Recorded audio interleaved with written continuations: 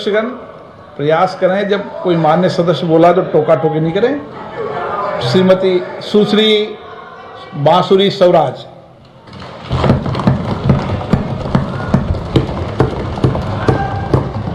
आदरणीय अध्यक्ष जी, मैं माननीय अनुराग ठाकुर जी द्वारा प्रस्तुत राष्ट्रपति अभिभाषण पर धन्यवाद प्रस्ताव का समर्थन करने के लिए आपके समक्ष उपस्थित हुई।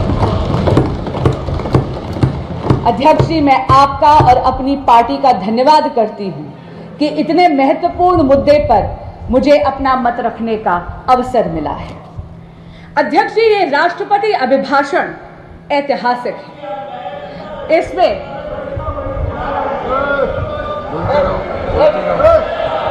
ये अभिभाषण ऐतिहासिक है और ये ऐतिहासिक इसलिए है अध्यक्ष जी क्योंकि इसमें एक दशक के मोदी सरकार की अद्वितीय कार्यों का चित्रण ही नहीं बल्कि आने वाले स्वर्णिम काल यानी विकसित भारत के संकल्प का उद्घोष भी है।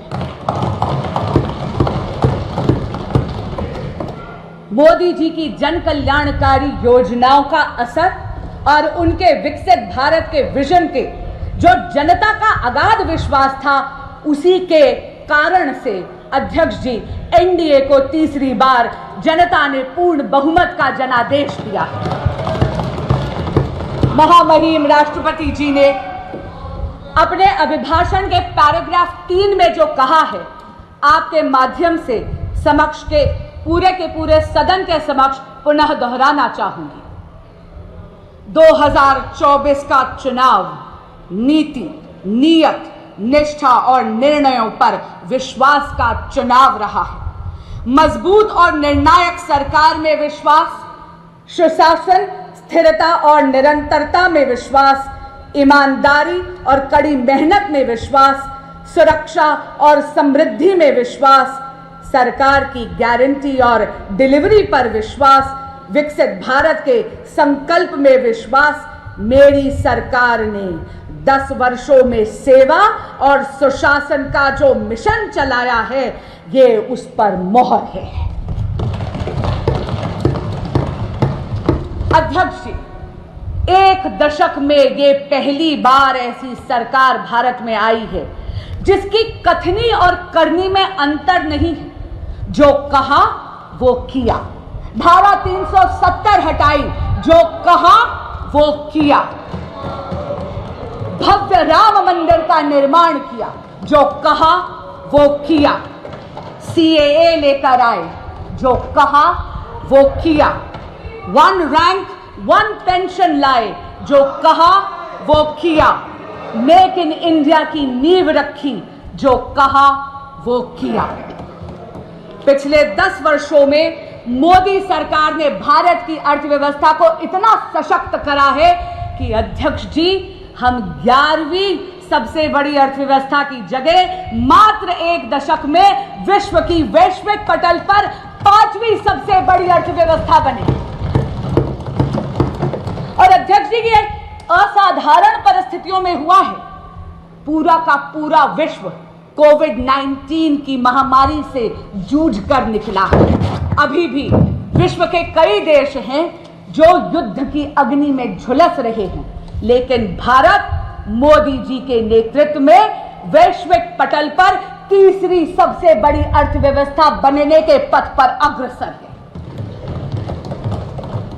हमारे माननीय प्रधानमंत्री नरेंद्र मोदी जी ने 2047 तक भारत को एक विकसित राष्ट्र बनाने का एक संकल्प लिया है। इस संकल्प के 4 मुख्य स्तंभ हैं। पहला स्तंभ युवा शक्ति, दूसरा नारी शक्ति, तीसरा किसान कल्याण और चौथा गरीब कल्याण। अध्यक्ष जी, यदि आप युवा शक्ति की बात करते हैं तो किसी भी प्रकार का अवसर यदि आप भारत की युवा शक्ति के समक्ष प्रस्तुत करते हैं तो उस अवसर का लाभ लेने के लिए युवा शक्ति चूकती नहीं है। शिक्षा के पर्याप्त अवसर हुए, इसके लिए मोदी सरकार ने एक दशक में 7 नए IITs, 16 नए ट्रिपल IITs, 7 नए IIMs, 15 AIIMS hospitals, 315 medical colleges और 390 नए विश्वविद्यालय स्थापित करे हैं। स्टैंड अप इंडिया और स्टार्टअप इंडिया की अगर हम बात करें तो इन दो योजनाओं के कारण अध्यक्ष जी, देश का युवा जॉब सीकर की जगह जॉब क्रिएटर बना है। इस जॉब क्रिएशन से वेल्थ क्रिएशन की तरफ वो अग्रसर है। और आप जैसे माननीय अनुराग ठाकुर जी ने भी सदन के समक्ष रखा, आज भारत स्टार्टअप इकोसिस्टम में विश्व की 3rd लार्जेस्ट इकोसिस्टम है। अध्यक्ष जी, मुद्रा योजना में स्वरोजगार के लिए आप ये देखिए 46 करोड़ युवाओं ने 26 लाख करोड़ रुपए का ऋण आसानी से लिया है। आज देश में 1,81,000 स्टार्टअप कंपनियां हैं, जिसमें से 100 से अधिक यूनिकॉर्न्स हैं। पिछले 10 वर्षों में Bharat ease of doing business के इंडेक्स पे 142nd पोजीशन से 63rd पोजीशन पे पहुंचा है। और पिछले 24 वर्षों में यानी 2000 से 2024 में ही भारत में कुल $990.97 बिलियन का FDI आया है, जिसमें से अध्यक्ष जी 67% यानी $667.4110 बिलियन मात्र पिछले एक दशक में एनडीए की सरकार में आया है। Today, Bharat has become a leader in the world of manufacturing. चाहे इलेक्ट्रॉनिक्स हो, चाहे ऑटोमोबाइल हो, चाहे रक्षा उपकरण हो, भारत एक अग्रणी निर्माता के रूप में वैश्विक पटल पर उभर रहा है। और इस नई दुनिया में microchips are the new oil. Semiconductors और चिप मैन्युफैक्चरिंग की दुनिया में भारत कहीं पीछे ना छूट जाए, इसके लिए मोदी सरकार 1.25 लाख करोड़ रुपए का इंफ्रास्ट्रक्चर पहले ही उद्घाटित कर चुकी है। असम में 27,000 करोड़ का सेमीकंडक्टर का प्लांट भी बन रहा है। वो दिन दूर नहीं अध्यक्ष जी, जब चिप मैन्युफैक्चरिंग और सेमीकंडक्टर्स की दुनिया में Bharat will be a global leader. प्रधानमंत्री नरेंद्र मोदी जी के नेतृत्व में भारत में बहुत ही ट्रांसफॉर्मेटिव प्रोग्राम्स आए हैं, जैसे डिजिटल इंडिया, जैसे मेक इन इंडिया, जैसे स्टार्टअप इंडिया। इनके कारण भारत के युवाओं की एंटरप्रेन्योरियल स्पिरिट को बहुत ज्यादा प्रोत्साहन मिला। अब हम आते हैं विकसित भारत के दूसरे स्तंभ पर, यानी नारी शक्ति। अध्यक्ष जी, हम सबने सुना है कि चूल्हे की रोटी का स्वाद बड़ा गजब है, लेकिन उस चूल्हे की रोटी के स्वाद के चक्कर में मेरे देश की मातृशक्ति के फेफड़े झुलस जाते हैं। पहले जाती है, लकड़ी काटती है या लकड़ी बीनती है, गठरी सर पर लेकर आती है, 20 से 25 मिनट लगते हैं चूल्हा सुलगाने में। लेकिन नरेंद्र मोदी जी ने 10 करोड़ से ज्यादा उज्ज्वला गैस कनेक्शन देके मातृशक्ति को धुएं की जिंदगी से निजात दी। हमारे देश में बचत की आदत हमारे देश में एक को मातृशक्ति ने सिखाई है। आप सबको याद होगा वो नानी जो रामायण के पन्नों में पैसे छुपाती, वो दादी जो चीनी के जार में पैसे छुपाती है। अरे उन चोरी के पैसों से कुल्फी फलूदा खाने की मिठास ही अलग है। लेकिन कितने अचंभे की बात है अध्यक्ष जी, जिस मातृशक्ति ने देश को बचत सिखाई, उनके पास बैंक अकाउंट ही नहीं थे। नरेंद्र मोदी जी प्रधानमंत्री जन धन योजना के तहत देश की मातृशक्ति को फॉर्मल बैंकिंग सेक्टर का उन्होंने उसे हिस्सा बनाया। अध्यक्ष जी, 50 करोड़ से अधिक बैंक के खाते खुले प्रधानमंत्री जन धन योजना में, जिसमें से 56% महिलाओं के खाते थे। हमारे यशस्वी प्रधानमंत्री नरेंद्र मोदी जी ने यह भी सुनिश्चित करा कि महिलाओं के स्वरोजगार के लिए उनके पास आर्थिक सपोर्ट यानी फाइनेंशियल सपोर्ट की उपलब्धता हो। प्रधानमंत्री मुद्रा योजना के तहत कुल ऋण जो सैंक्शन हुए हैं, उसमें से 69% महिलाओं के लिए सैंक्शन हुए। इसी तरह स्टैंड अप इंडिया के तहत अध्यक्ष जी 84% ऋण महिलाओं के लिए सैंक्शन हुए। एनडीए सरकार ने 1 करोड़ लखपति दीदी का जो टारगेट रखा था सेल्फ हेल्प ग्रुप मूवमेंट के माध्यम से, वो तो पहले ही लक्ष्य प्राप्ति हो गई है। इसलिए मोदी सरकार ने अब ये लक्ष्य बढ़ाकर 3 करोड़ महिलाओं को लखपति दीदी बनाने का रखा। अध्यक्ष जी, महिलाओं को सशक्त बनाने के उद्देश्य से प्रधानमंत्री जी लाए हैं नमो ड्रोन दीदी। मेरे देश की बहन बेटियां अब ड्रोन पायलट बनेंगी। न केवल इससे कृषि कार्य में आधुनिक तकनीक का इस्तेमाल होगा, लेकिन आप ये देखिए समाज की सोच में भी अंतर पड़ेगा। It is going to not only leverage technology for modernisation of agrarian economy of India, but also will ensure a tectonic shift in the psychology of the society. Namo drone Didi Viksit Bharat के 2 पहलुओं को छूती है, कृषि कल्याण और महिला शक्ति। महिलाओं का लेकिन वास्तविक और असली सशक्तिकरण तब होता है जब वो नीति निर्माण में हिस्सा बनती है। अध्यक्ष जी, यहाँ पे कई सदस्य हैं, यहाँ पे आदरणीय हरसिमरत कौर जी भी बैठी हैं, वो तो स्वयं इस बात की साक्षी हैं कि 16वीं लोकसभा में तब की माननीय विदेश मंत्री श्रीमती सुषमा स्वराज ने राष्ट्रपति अभिभाषण के धन्यवाद प्रस्ताव के अनुमोदन के वक्त एक इच्छा प्रकट करी थी 33% महिला आरक्षण के लिए, ताकि महिलाओं का राजनीतिक सशक्तिकरण हो सके। अध्यक्ष जी, मेरा मन प्रफुल्लित हो उठता है ये कहते हुए कि प्रधानमंत्री नरेंद्र मोदी जी और उनकी सरकार ने 17वीं लोकसभा में ही ये स्वप्न हकीकत में तब्दील कर दिया। अध्यक्ष जी, 18वीं लोकसभा में सुषमा स्वराज की दी हुई ये आंखें नारी शक्ति वंदन अधिनियम को लागू होते इस सदन में देखेंगी और इस ऐतिहासिक पल की साक्षी बनेंगी। विकसित भारत का अगला स्तंभ है किसान कल्याण। अध्यक्ष जी, एनडीए सरकार के लिए अन्नदाता देवतुल्य है और इसीलिए एनडीए सरकार ने इन देवतुल्य किसानों के लिए 3,20,000 करोड़ रुपए पीएम किसान सम्मान निधि के तहत पहले ही वितरित कर दी है।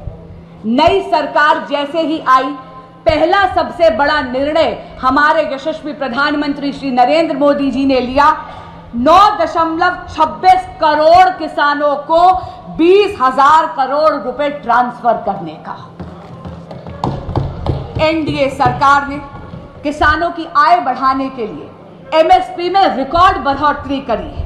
ऑर्गेनिक फार्मिंग, कोल्ड स्टोरेज, कृषि आधारित उद्योग, डेयरी और मत्स्य पालन में आधारित उद्योगों को भी प्रोत्साहित करा गया है। ग्रामीण सड़क योजना के तहत 3,20,000 किलोमीटर से ज्यादा सड़कें बनाई गई। विकसित भारत का चौथा और सबसे महत्वपूर्ण स्तंभ है गरीब कल्याण। अध्यक्ष जी, प्रधानमंत्री गरीब कल्याण योजना विश्व में सबसे बड़ी सामाजिक कल्याण योजना साबित हुई है। इसमें 81 करोड़ से ज्यादा लोगों को मुफ्त खाद्यान्न की सामग्री यानी मुफ्त राशन देकर मोदी जी ने खाद्य और पोषण की सुरक्षा सुनिश्चित करी है। जब हम देश की अर्थव्यवस्था की गाथा गाते हैं तो वो रेहड़ी पटरी वालों के बिना अधूरी है। नरेंद्र मोदी जी ने पीएम स्वनिधि के तहत 70 लाख से ज्यादा रेहड़ी पटरी वाले यानी स्ट्रीट वेंडर्स को 11,000 करोड़ का ऋण बिना गारंटी के मुहैया करवाया है। अध्यक्ष जी, जिनकी गारंटी कोई नहीं लेता, उनकी गारंटी लेते हैं नरेंद्र मोदी। हर व्यक्ति का एक स्वप्न होता है कि अपनी पक्की एक छत हो। पीएम आवास योजना के तहत एनडीए की सरकार ने इस ख्वाब को हकीकत में बदला है। 4 करोड़ से ज्यादा पक्के मकान इस देश के गरीब को दिए गए हैं और अब पीएम आवास योजना के तहत 3 करोड़ और पक्के मकान बनाने का संकल्प लिया गया है। आयुष्मान भारत के तहत 55 करोड़ से ज्यादा लाभार्थियों को मुफ्त इलाज मिला, लेकिन आने वाला जो भविष्य है वो बहुत ही स्वर्णिम है। अध्यक्ष जी, एक वक्त आता है हर युवा की जिंदगी में जब उस उम्र के पड़ाव में आपके माँ बाप आपके बच्चे बन जाते हैं और आप अपने माँ बाप के माता पिता। हर युवा को हर वक्त चिंता रहती है माँ बाप के इलाज की। आयुष्मान भारत में 70 बरस के हर वरिष्ठ नागरिक को और ट्रांसजेंडर कम्युनिटी को भी इसमें लाभार्थियों की श्रेणी में अब एनडीए की सरकार लाएगी। कितनी राहत की बात है, इस देश का युवा भी अब सांस ले सकता है कि 5 लाख रुपया सालाना माँ बाप की हेल्थ की प्रति सरकार मुहैया करवाने वाली है। पीएम सूर्य घर एक ऐसी फ्यूचरिस्टिक योजना है जहां पर आपके घरों के छतों पर सोलर पैनल्स लगाकर भगवान सूर्य नारायण की ऊर्जा के माध्यम से मुफ्त बिजली बनाई जाएगी। और अध्यक्ष जी, मुफ्त बिजली से भी बेहतर है कि वो जो बची हुई बिजली है, एक्सेस बिजली, आप ग्रिड पर बेचकर एक नई इनकम का सोर्स, एक नया आय का सोर्स भी होगा। लेकिन मोदी सरकार अलग है। अध्यक्ष जी, केवल नीति निर्माण ही नहीं करती, केवल योजनाएं ही नहीं बनाती, केवल उन योजनाओं का लाभ जन जन तक नहीं पहुंचाती, लेकिन वो लाभ सुनिश्चित हो, लास्ट माइल डिलीवरी हो, उसके लिए विकसित भारत संकल्प यात्रा भी निकालती है। अध्यक्ष जी, मोदी की गारंटी की गाड़ी आपके दरवाजे आती है, जनता के दरवाजे आती है। सभी सरकारी योजनाएं एक ही छत के नीचे है। आपको आधार कार्ड बनाना है, काउंटर वही है। पीएम स्वनिधि चाहिए, काउंटर वही है। आपको उज्ज्वला गैस कनेक्शन चाहिए, काउंटर वही है। गुड गवर्नेंस के साथ साथ accessibility to that good governance Modi सरकार सुनिश्चित करती है। एक अच्छी सरकार जो आए आपके द्वार। अध्यक्ष जी, सरकारें आई और सरकारें गईं। गरीबी हटाओ केवल एक चुनावी जुमला बनकर रह गया था, लेकिन यशस्वी प्रधानमंत्री नरेंद्र मोदी जी ने सुनिश्चित करा 25 करोड़ लोगों को मल्टी डिमेंशनल गरीबी की रेखा से उभार दिया। आज का दिन एक बहुत ही महत्वपूर्ण दिन है। अध्यक्ष जी, मैं स्वयं एक वकील हूं और खुद अपने व्यक्तिगत अनुभव से कहती हूं कि आज का दिन 1 जुलाई हम वकीलों की फ्रेटर्निटी में उत्साह का माहौल लाने वाली है, क्योंकि 1 जुलाई से भारत में भारतीय न्याय संहिता लागू हो रही है।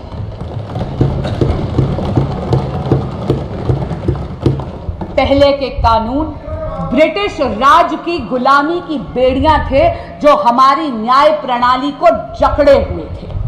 पहली बार भारत में एक ऐसी दंड प्रणाली आ रही है जिसका ध्येय न्याय होगा। क्योंकि अध्यक्ष जी, जब कोई ऐसा कानून विलायती हुकूमत बनाती है तो उसका उद्देश्य न्याय नहीं होता, उसका उद्देश्य दमन होता है, क्योंकि वो चाहती है कि उसकी हुकूमत बरकरार रहे। लेकिन पहली बार देश में भारतीय दंड प्रणाली आएगी जिसका ध्येय न्याय होगा, न्याय को प्राथमिकता देगी।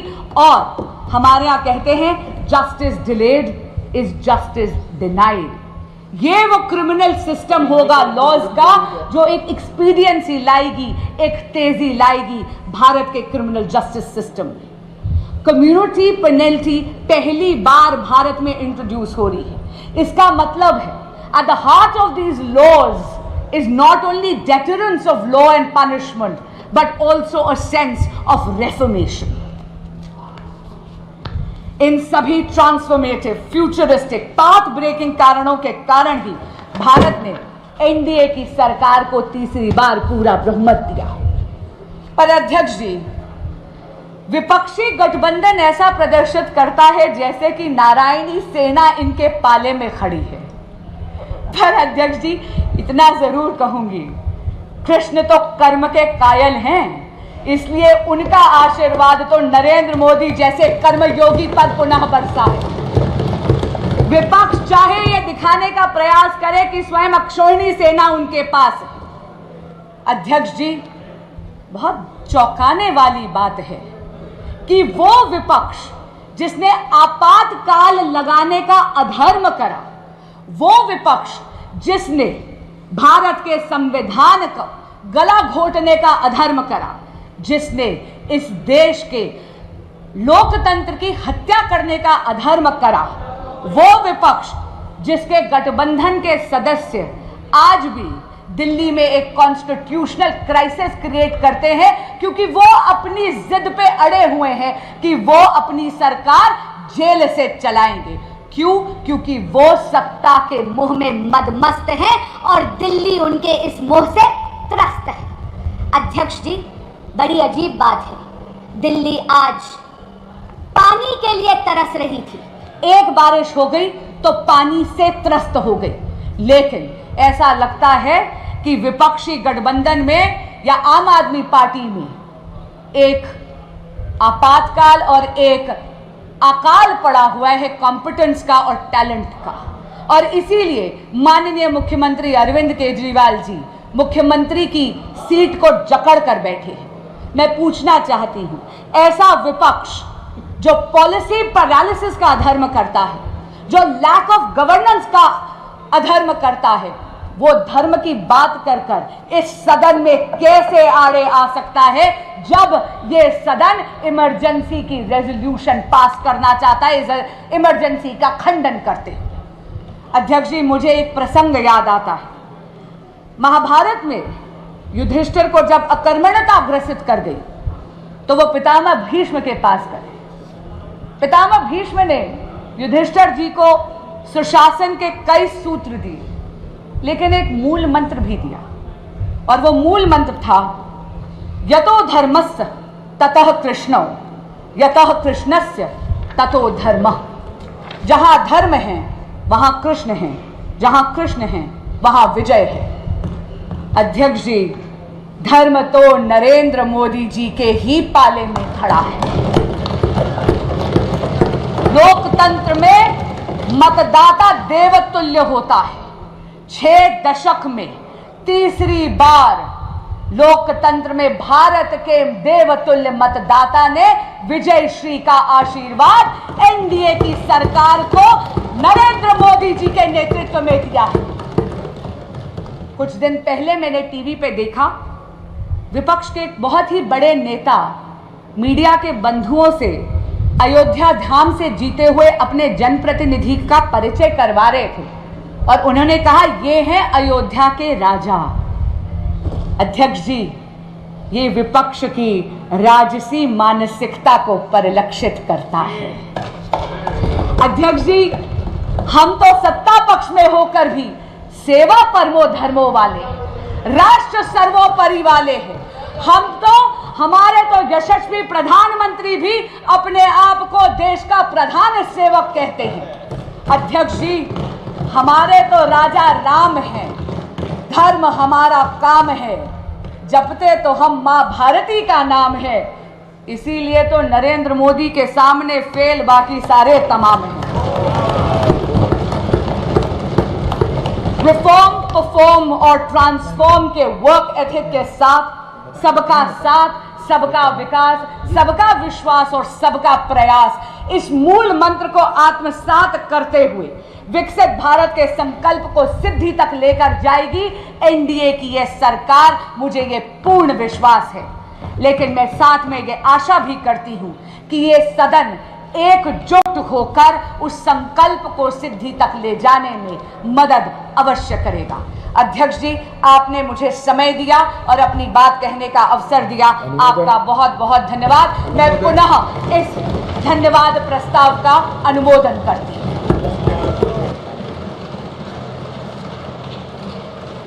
सभा की कार्रवाई 2:10 तक के लिए स्थगित की जाती है।